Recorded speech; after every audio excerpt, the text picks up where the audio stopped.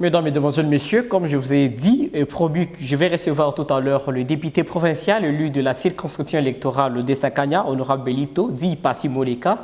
C'est avec lui que nous allons discuter sur quelques questions essentielles qui touchent la circonscription électorale de Sakanya, qui touchent la province du Haut-Katanga et des questions qui touchent à la nation. C'est bien lui que je dois recevoir tout à l'heure. Dans plus ou moins 45 minutes, nous allons décortiquer l'actualité dans 3 angles différents. Et là, je reçois honorable Passi Moleka, à qui j'ai dit bonjour, honorable. Bonjour, Kevara. Honorable, un plaisir de vous recevoir ici en vacances parlementaires. Comment se passent vos vacances parlementaires? Merci beaucoup, cher frère Kevara. Comme vous avez constaté, les vacances se passent plutôt très bien. Je suis là depuis pratiquement 2 mois, jour pour jour. J'ai dépassé même ce qui est prévu dans notre règlement intérieur, où on nous dit clairement que les députés doivent, chaque fois qu'il y a vacances parlementaires, séjourner au moins 1 mois de manière ininterrompue dans sa circonscription. Mais là, moi, j'ai fait, vous avez constaté, j'ai fait plus ou moins 2 mois. Et je suis là et ça se passe bien. Et 2 mois, jour pour jour, parce qu'il y a beaucoup de choses que je suis en train de faire ici, superviser aussi. Et j'ai jugé bon que je sois vraiment présent pour suivre tout ce que j'ai fait. Et d'ici la fin du mois, nous allons reprendre, c'est alors que je vais rentrer. Donc s'il faut faire passer tous les 3 mois ici, je fais rester ici. Donc tout se passe bien, pour être direct. Avant d'entrer dans le vif du sujet, pour la toute première fois, vous êtes élu député provincial et dans un parti présidentiel, un parti qui a passé beaucoup de temps dans l'opposition, plus de 37 ans dans l'opposition, et aujourd'hui vous êtes le premier député parmi les premiers députés de l'UDPS au pouvoir. Est-ce que c'est facile d'assumer cette responsabilité après 32 ans d'opposition et aujourd'hui, la première fois que vous êtes au pouvoir et vous êtes dès la première promotion de député de l'UDPS au pouvoir? Bon, d'abord une petite correction. Nous sommes l'UDPS, moi je suis de l'UDPS.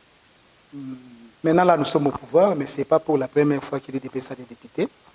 Au moins, les députés provinciaux, c'est pour la première fois que l'UDPS a obtenu des sièges au niveau de la députation provinciale. Vous êtes sans ignorer.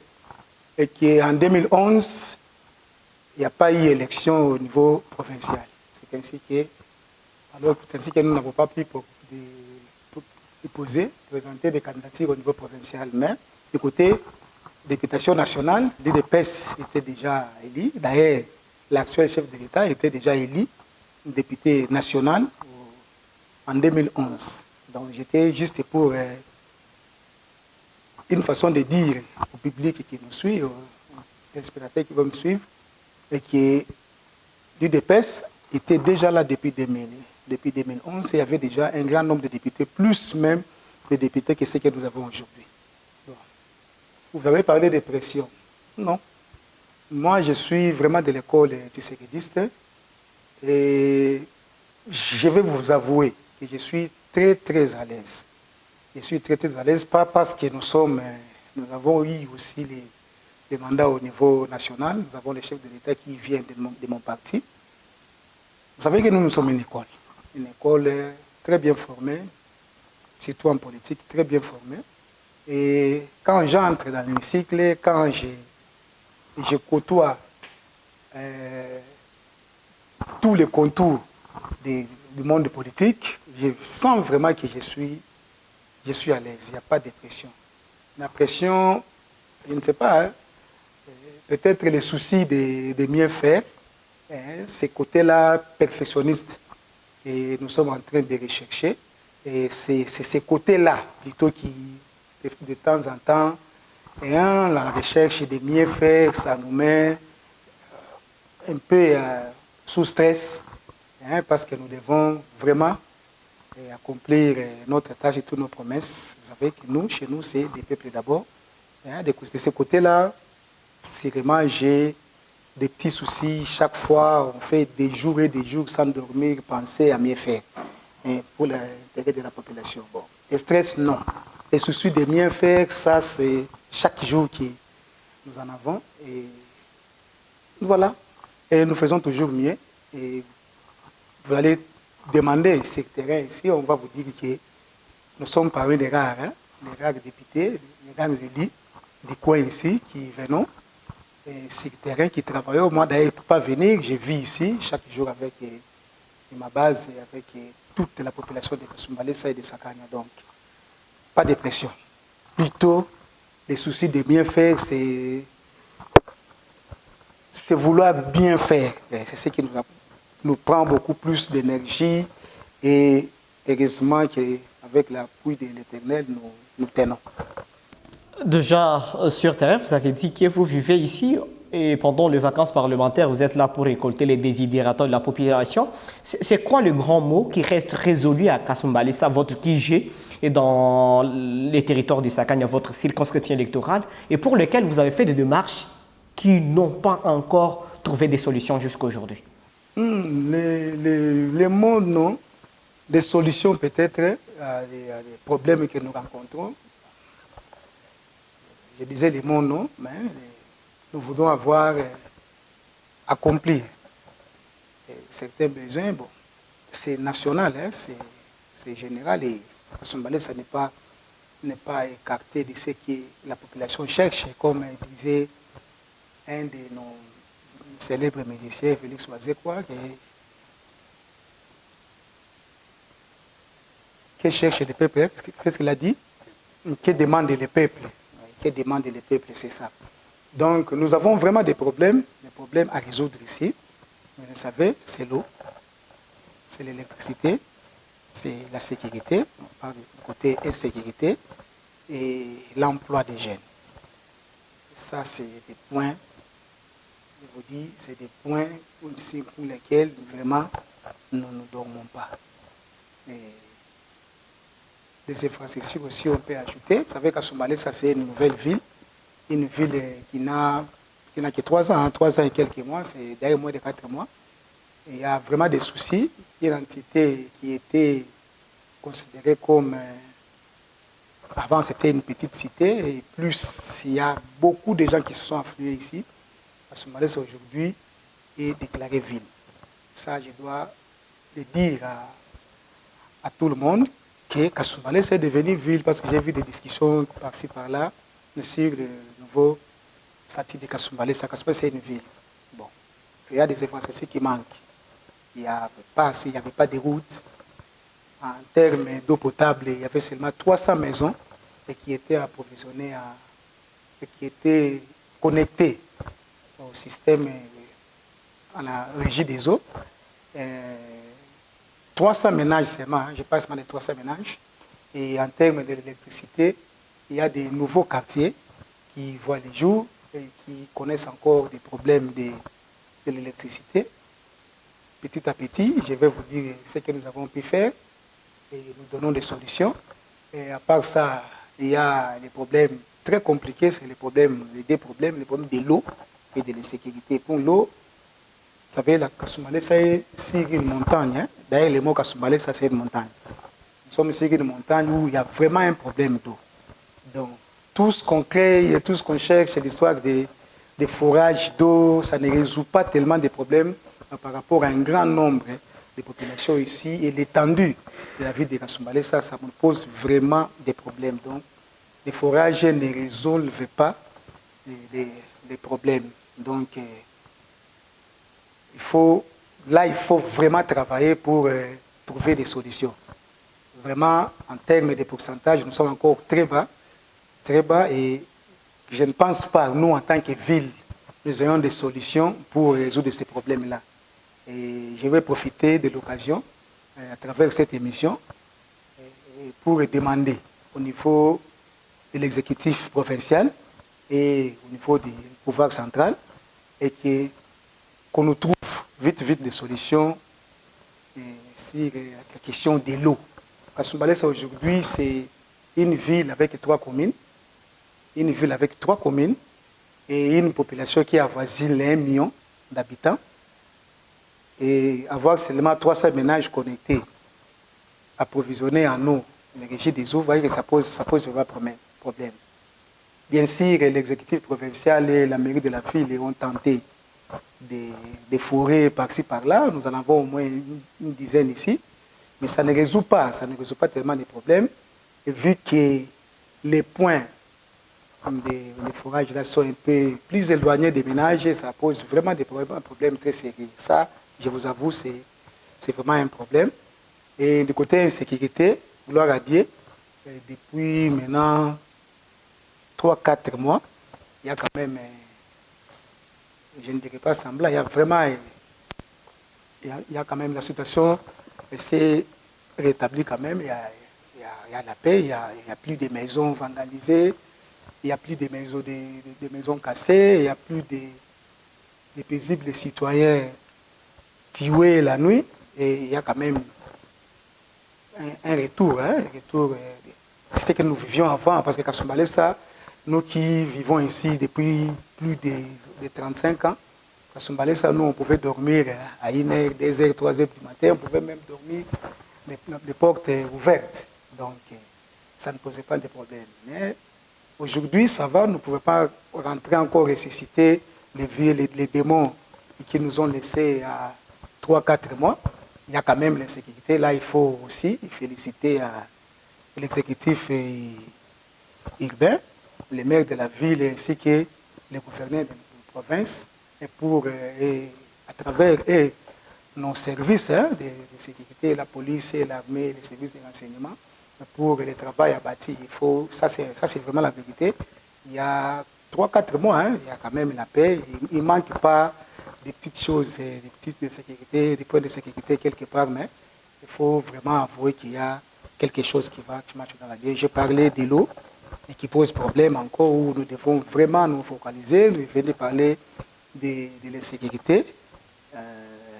Je parle de l'électricité, bien qu'il y a des délestages, mais comparé à d'autres points, il faut aussi dire la vérité, nous avons quand même de l'électricité. Nous avons quand même de l'électricité, mais il faut renforcer, il faut encore renforcer. Il faut encore renforcer. Nous ne devons pas commencer toujours à pleurer comme s'il n'y a rien, alors qu'en réalité, nous savons quand même l'électricité, mais il y a quand même des délestages. Et puis, avec les nouveaux postes électriques qu'on va lancer, la construction ici, dans 2 ans, Kasumbalesa aura, parce que vous êtes informés, et que les Égyptiens vont construire un poste électrique ici. Et ça, c'est l'œuvre du président de la République pour donner l'électricité et à Kasumbalesa, et à Mokambo, et à Sakanya. Donc, dans 2 ans, je pense que nous allons oublier l'histoire et les problèmes de l'électricité.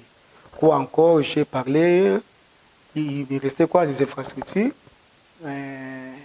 Il faut aussi les dire, il faut les souligner. Et je suis ici à Kasumbalesa il y a plus de 30 ans. Kasumbalesa n'avait même pas de routes où soit avenue asphaltée. Aujourd'hui, à Kasumbalesa, nous avons déjà au moins une avenue asphaltée. Une avenue asphaltée. Et d'ici là, il y a peu, nous avons lancé l'opération construction de 20 km de routes en terre battue. Et ça, c'est une réponse à tous ces problèmes d'infrastructure-là, mais il reste encore des choses à faire. Et je vous dis que dans les soucis de bien faire, nous nous battons toujours pour que les choses marchent bien. Mais comparé à ce que Kasumbalesa était avant, les Kasumbalesa de 2018, les Kasumbalesa d'aujourd'hui, il vous dit qu'il y a vraiment beaucoup d'avancées. Là, il faut féliciter l'homme du pouvoir, Fachi Beton, parce que depuis son avènement à Kasumbalesa, vraiment, on peut vraiment dire que Kasumbalesa commence à vivre. Le dernier point, l'autre point que j'avais soulevé ici, c'est l'emploi des jeunes. Là, il y a un problème. Du côté emploi des jeunes, ici, il y a vraiment un problème. Vous savez que Kasumbalesa, c'est une ville frontalière. Une ville frontalière où il y a que des services de l'État, il y a que principalement la douane. Et tout le monde se roule vers la douane. Et avec plus ou moins 1 million d'habitants, seule la douane, les services de l'État ne peuvent pas résorber toutes ces populations ici. Donc, l'emploi des jeunes pose problème. Nous devons toujours imaginer et examiner et traiter comment créer des micro-entreprises pour donner de l'emploi à la population. Ça, c'est dans mon rapport, c'est bien couché. Et je vais présenter ça. Je l'ai fait déjà, mais cette fois-ci, j'ai ciblé vraiment des points, des stratégies à faire pour que les choses aillent dans ce bon sens-là. Ce n'est pas pour rien que vous avez vu, les Chinois viennent, certains entrepreneurs qui viennent pour étudier comment créer, par-ci, par-là, des petites micro-entreprises pour donner le travail aux jeunes. Là, ça pose vraiment un problème. Nous nous battons pour que, pourquoi pas, créer des entreprises ici. Là, ça donnerait beaucoup d'emplois aussi aux jeunes et ça résoudrait beaucoup de problèmes du côté social de la population. Voilà. Honorable Belito, vous avez prêché Félix Tshisekedi pendant la période électorale en 2018 et vous aviez promis à 2 millions d'habitants de Kasumbalesa que si Félix Tshisekedi votait, ces gens devraient voir réellement le changement. Ce sont les propos que nous gardons de vous et que vous les dites souvent que votre élection ou bien votre succès dépend également de la réélection de Félix Tshisekedi. Vous vous battez régulièrement pour ça. Est-ce que le bilan de Félix Tshisekedi, notamment dans le Haut-Katanga et dans votre circonscription électorale, le Dessakanya, est-ce que ce bilan est satisfaisant par rapport à ce que vous aviez garanti à la population de Kasumbalesa? Très bien, largement positif. Déjà, je commence par là. Le bilan est largement positif. Largement. J'ai des raisons. Et je ne sais pas si j'aurai le temps de vous le dire, mais le bilan est largement positif. Je me bats beaucoup plus ici la réélection de Félix Antoine Tshisekedi, le président de mon parti, d'abord, et pour une raison plutôt principale. Vous savez que moi je suis de l'UDPS. Mon élection, oui, je peux passer, je passe président, et je passe député, oui, je passe, mais je passerai seul. Mais si le président passe, ce serait beaucoup plus bénéfique d'abord pour mon parti, parce que, vous savez, le président de la République a un quota à tous les niveaux. Vous voyez, a un quota en termes de la distribution des postes ministériels, en termes de distribution des postes à tous les niveaux. Donc, quoi de plus normal de soutenir d'abord les chefs de l'État en premier lieu, et celui-là passe. Et que, par exemple, moi, je ne passe pas, c'est normal, non? Je peux faire autre chose, c'est pas ça. Je pense que c'est ça, non? Donc, j'ai tout intérêt, c'est pourquoi de temps en temps, je m'efface et pour faire passer les actions des chefs de l'État en premier. Parce que et si lui passe, et non seulement moi, c'est tout mon parti, là je suis vraiment dans la logique du parti, tout mon parti va gagner et tout l'union sacrée va se retrouver. Donc, c'est tout à fait normal. Et pour le bilan, bon, je ne me néglige pas derrière lui, parce que je sais que si le président passe, sérieusement, moi je vais passer. Je suis tellement lié intimement, je suis même l'héritier, comme je l'ai dit, l'héritier incontestable, l'héritier, les fils maison vraiment.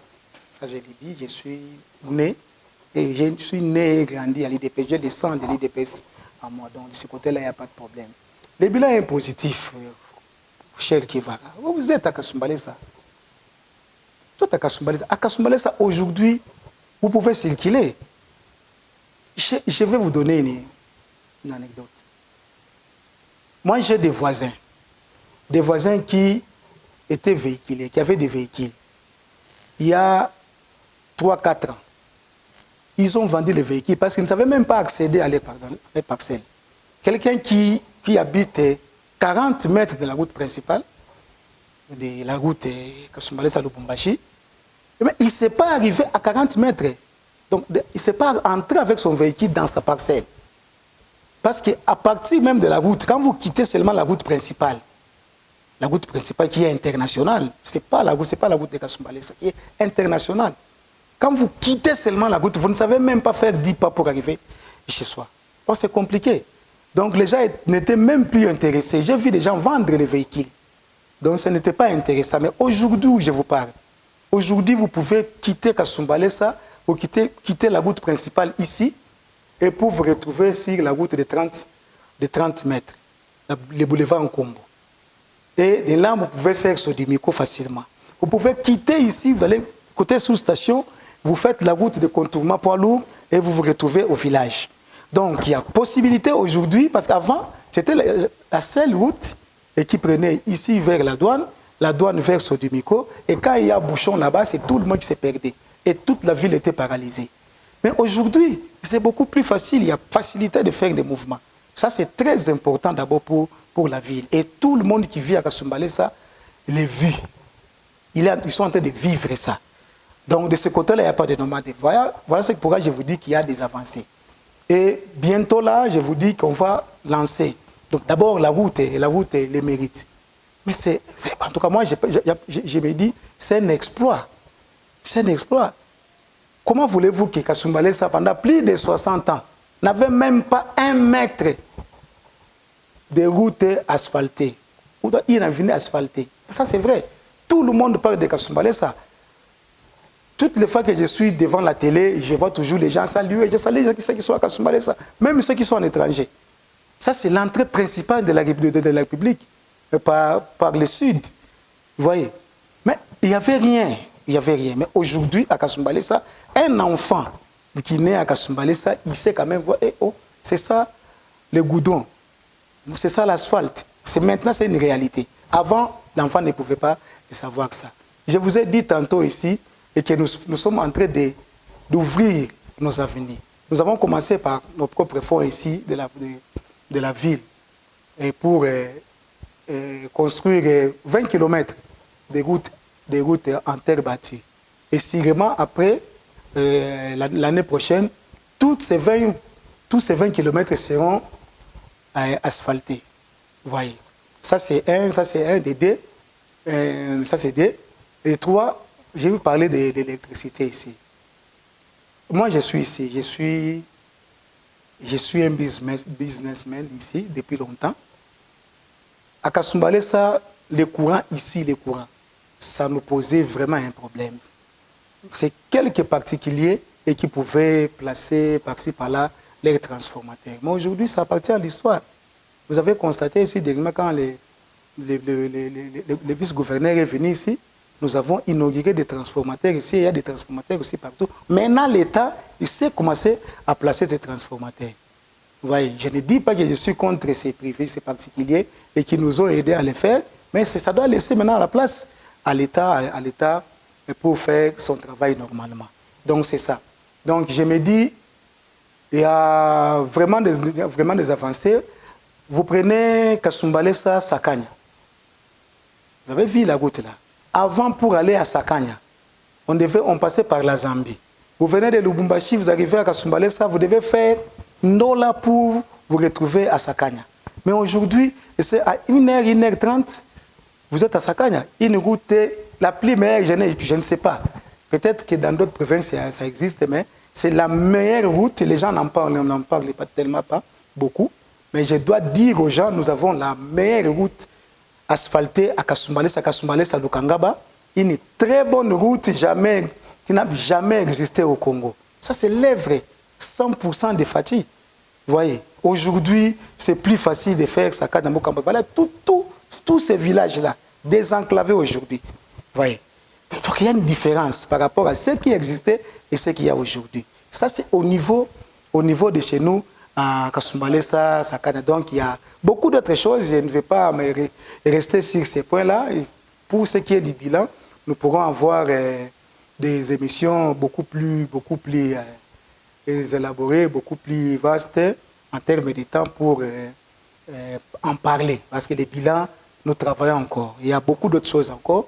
Je ne sais pas les dévoiler ici, mais beaucoup d'autres choses qui restent et qui vont venir ici et nous aurons le temps d'en parler. Donc, bref, le bilan est totalement positif. Alors, honorable, vous êtes revenu sur le bilan du président de la République. Vous avez parlé de la route Sakanya, que certains experts pensent que c'est un projet lancé par Joseph Kabila, que Félix Tshisekedi a pris seulement le temps d'achever, que ce projet existait même avant les élections de 2018. Ça, ce sont des propos qu'on a eus sur terrain. Mais on voudrait savoir l'apport, je vais revenir à vous, je pose une question, l'apport de vous, les élus, en fait, pour le développement de cette circonscription. Beaucoup se posent la question, qu'est-ce que les élus ont fait? Qu'est-ce qu'ils ont écrit dans les annales du développement du Kasumbalesa? Les efforts que les élus ont eu à mener pour que Kasumbalé ça change, ne serait-ce qu'une petite chose? En tout cas, je ne saurais pas réagir sans rebondir sur la question. Vous avez dit que la route, je suis bien placé. Vous savez, ici, je ne sais pas vous dire, je ne vais pas tellement hériter de sensibilité ici. Vous voyez, cette route-là, je vous dis en bref, c'est l'action à 100% de nouveau l'actuel chef de l'État, Fatou Béton. Avec SADC? Non, ce n'est pas avec SADC. Ce n'est pas avec SADC. SADC comment? C'est le SADC qui a financé? Non, c'est faux. C'est faux, ce n'est pas SADC qui a financé. Ce n'est pas SADC qui a financé. Je vous parle, c'est de l'action propre. Vous avez vu au début ce qui est venu imposer la première pierre. C'est David Moukeba, et qui est conseiller du chef de l'État en matière des infrastructures, non? Non, ce n'est pas la SADC, c'est nous-mêmes. Et s'il faut entrer en détail, je vais vous dire des choses sur ce qui devait se faire avant et qui n'a pas pu être réalisé. Si vous voulez vraiment que je vous le dise, je vais vous dire. Si vous donnez quelques... Je suis député. Il y a maintenant, j'étais maintenant vers 4 ans. Et à l'Assemblée, là-bas, j'ai eu la chance d'avoir un ancien ministre des Infrastructures. Vous le connaissez? Et c'est Honorable Nazem, qui gérait les infrastructures. Juste quand nous sommes arrivés à l'Assemblée, il m'avait appelé un jour, il m'a dit, Honorable Belito, il se pose un problème. La route Kasumbalé, Sakanya, nous devrions construire cette route-là. Et avec l'ancien gouverneur, P. Sonam Kazembe, nous avions déjà tout ce qu'il fallait pour construire cette route-là.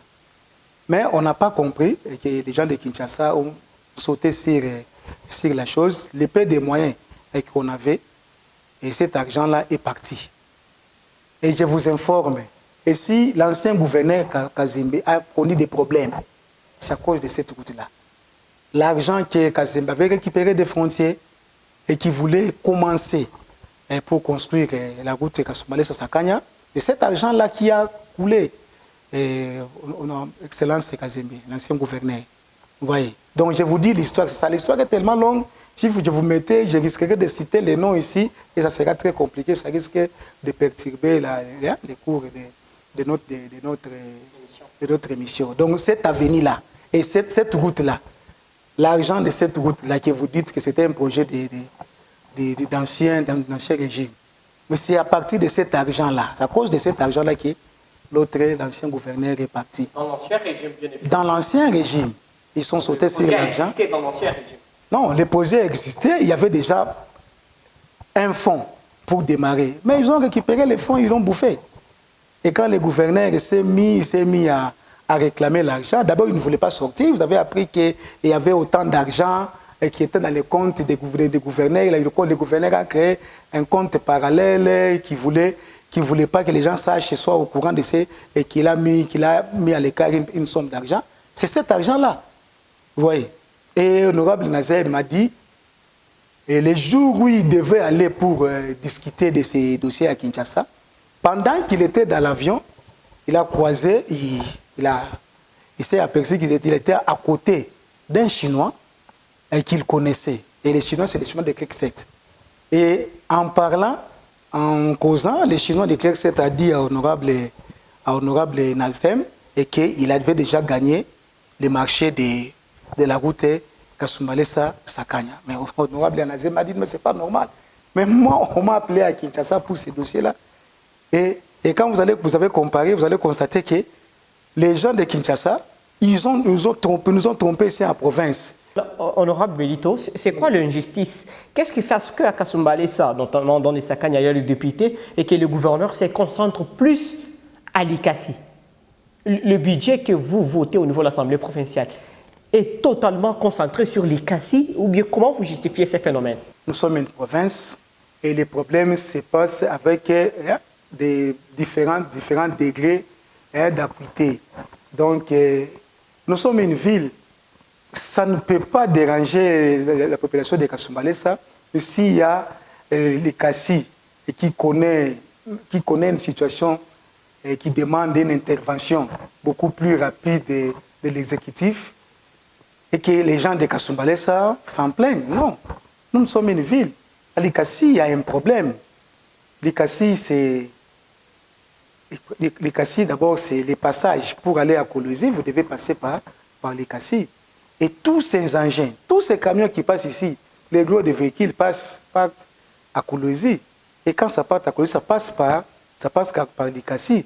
Et les gros de nos sociétés minières aussi se trouvent et à Likasi et à Kambov. Vous voyez, il y a trop de mouvements.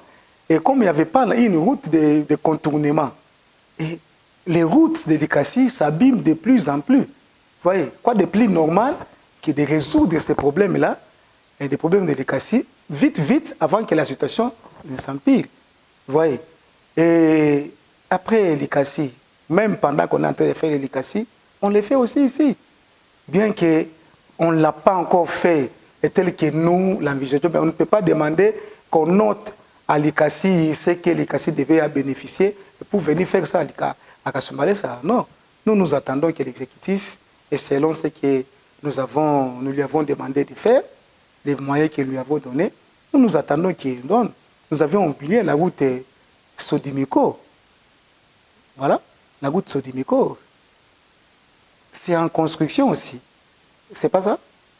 Une route qui commence par les bétons et qui finit par l'asphalte. Oui, parce que nous avons trouvé que, avec les moyens que nous avons, avec l'expertise par rapport, vous voyez, la partie hôpital jusqu'à Sodimiko, c'est Rocaille, hein? Et c'est les socles, les sols tellement dire. Les sols tellement dire, c'est beaucoup plus de moellons là-bas.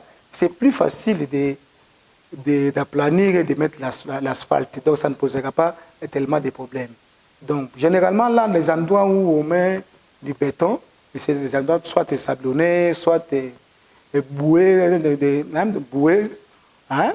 Genre de techniciens même savent qu'ici, nous devons mettre l'asphalte ici, parce qu'il y a trop, c'est trop humide, nous devons mettre le béton. Donc, ce qui est vrai, la route est en train d'être construite. On a commencé à construire la première partie avec le béton et on a estimé que l'autre partie qui vient s'est présentée à une posture telle qu'on devait mettre l'asphalte. C'est pas mal, mais enlever au thème de Likasi de ses avantages pour donner à Kasumbalesa, moi je pense que ce n'est pas la meilleure façon de faire. Nous sommes une province, on le fait là-bas et que diront les gens des territoires. Donc c'est comme ça. Donc Kasumbalesa, nous sommes en train de travailler. Maintenant là, nous travaillons et que ça va encore continuer. Alors, honorable Bellito, parce que nous arrivons maintenant au point le plus culminant de cette émission, mais avant d'y arriver, vous avez commencé un projet de reconstruction d'une école Moussoumali, une école publique. C'était quoi la motivation et où est-ce que vous en êtes? Est-ce que l'État a échoué de réhabiliter cette école?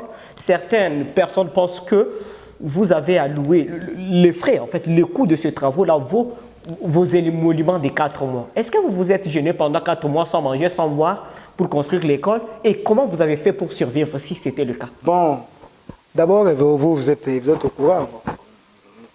Vous êtes au courant. Moi, au départ déjà, en 2018, pendant la période de campagne, j'avais promis une fois élu, et je vais donner 50% de mon salaire, dire comme ça, pour que les gens me comprennent bien. 50% de mon salaire, je vais retourner ça à ma base. C'est-à-dire, si on me paye 1000 francs, $1000, je prends $500, je retourne à ma base, et $500, je garde pour vivre avec ma famille. Donc, c'était ça la promesse. Donc, les gens pensent que c'est maintenant que j'ai réuni l'argent pour réhabiliter cette école. Non. Et pour l'école Moussoumari, c'était le tout premier projet et que j'avais annoncé et que je devais le faire. J'avais dit, juste quand je suis passé, et que je vais réhabiliter l'école Moussoumari. Et déjà, à partir du premier mois, j'ai commencé déjà à épargner. Nous sommes déjà à plus de 40 mois. Donc j'ai épargné pendant plus de 40 mois. Et vous n'avez pas eu de main extérieure? Non, j'ai des mains extérieures comment? Les gens qui vous ont aidé à réaliser ce projet. Pose bien la question. Ça, c'est mon projet à moi. Je pose mieux la question. Vu vos émoluments, vu ce que vous gagnez, vu les dépenses que vous avez à faire durant le mois, vu ce que vous devez également pensez que vous en... Moi, je pense qu'on parlerait d'abord de la situation de l'école Moussoumari. C'est de ça que nous sommes en train de parler. Parler de la situation, des sources de financement, nous en reviendrons. C'est la question. Oui. Est-ce les que sources, vous n'avez pas une main sérieuse qui vous a aidé à réaliser ce travail? Ça, c'est tendancieuse. C'est tendancieuse. Je ne sais pas d'abord vous répondre comme ça. Je vous ai dit tantôt ici, je ne sais pas si vous ne voulez pas comprendre. Je vous ai dit, j'ai épargné pendant plus de 40 mois pour faire ce travail que j'ai fait, qui n'est qu'au début. Les travaux qui ne sont qu'au début. Donc, j'ai épargné pendant plus de 40 mois. Et jusqu'à aujourd'hui, j'ai consenti encore beaucoup plus d'efforts pour continuer à construire. Et vous comptez sur vous-même? Pourquoi pas? Compter sur moi-même pour... achever tous ces travaux. Non, je ne peux pas les prétendre, non. Si vous êtes là, vous jugez bon que vous devez me payer 10 sacs de ciment, 5 sacs de ciment, parce que vous êtes un grand journaliste, vous avez toujours des entrées. Ça sera le bienvenu. Vous pensez que si vous venez me donner un sac de ciment, je vais refuser? Est-ce qu'il y en a qui le font déjà? Oui, il y a ceux qui le font. Alors, oui, il y a des gens qui me donnent. Là, je vais vous dire, parce que moi, je ne garde pas, moi je n'ai pas de secret. Je suis beaucoup plus naturel dans ce que je fais, je suis plus simple dans ce que je fais. Vous savez que l'école, venons d'abord à l'école Moussoumari. Et parce que vos questions, c'est des questions de genre campagne publicitaire et autres. Moi, je suis déjà élu. Moi, je suis élu. Je ne fais pas quelque chose pour qu'en retour, les gens me donnent des voix en 2023. Non. Je l'ai fait parce que les gens m'ont élu. Et c'était une promesse faite. Vous voyez. Mais sur le terrain, quand je suis descendu, j'ai constaté que ce que j'ai fait est beaucoup plus grand. Et que rien qu'avec mes émoluments, ça ne va pas suffire. J'ai eu à demander, par exemple, je vais vous dire ici, j'ai eu à toquer des portes. Beaucoup de gens. J'ai même des collègues députés qui m'ont aidé à financer, à acheter une porte, 10 sacs de ciment. Bientôt là, l'école Moussoumari sera dotée de 250 bancs, dont des gouverneurs de la province. Ça, vous n'étiez pas informé. Alors, vous êtes surpris. Vous pensez que nous avons toujours des problèmes à nous battre entre nous. Non, nous sommes une république. Je vous informe. C'est un scoop, comme vous dites. Hein? L'école Moussoumari prend ça, coupé, même cette partie, faites passer. Je vous informe. Et que je fais une demande auprès du gouverneur de la ville de Kiaboula Katouandani. Le gouverneur de la province, Jacques Kiaboula. Je lui ai demandé, je lui ai présenté les problèmes de Moussoumari, je lui ai dit et que nous étions en train de construire l'école pour de réhabiliter. Bon, construire, réhabiliter l'école primaire Moussoumari et que ça marche bien. D'ici là, nous sommes déjà à presque 80-85%. Et que d'ici là, nous allons connaître un problème des bancs.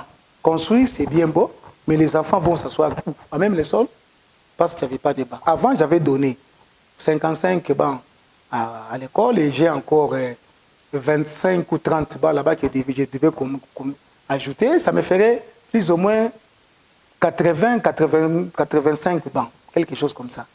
Mais je vous dis aujourd'hui, l'école a déjà enregistré 1000 élèves. Donc, chaque salle de classe, il y a 10 salles de classe. Aujourd'hui, pendant que je parle, au niveau du primaire, c'est 1000 élèves inscrits. Parce que les préfets, les directeurs... On est en train de monnayer les inscriptions. C'est faux. C'est faux, je viens de là. C'est très faux. C'est très faux. C'est pas monnaie. C'est pas monnaie. Il ne faut pas toujours entendre ce que les gens disent. Non, non, ça je vous informe parce que nous devons terminer avec cette histoire d'école Moussoumari. L'école Moussoumari, les gens doivent avoir pitié. Tout le monde qui connaît Kasumbalesa connaît au moins et qu'il existe un Moussoumari quelque part. D'aucuns parleraient d'un coin autre des féticheurs, d'autres parlent d'un quartier, des autres. En tout cas, Moussoumari est connu. Mais cette école-là date de plus de 45, disons même 45 ans. C'est la toute première école ici. Mais l'état où Moussoumari s'est présenté, il fallait seulement l'avènement de Fatih ici et pour réaliser ce que nous sommes en train de réaliser là-bas. C'est ça, non? Vous voyez? Donc il n'y a pas de débat. Moi, je vais vraiment conclure avec le débat.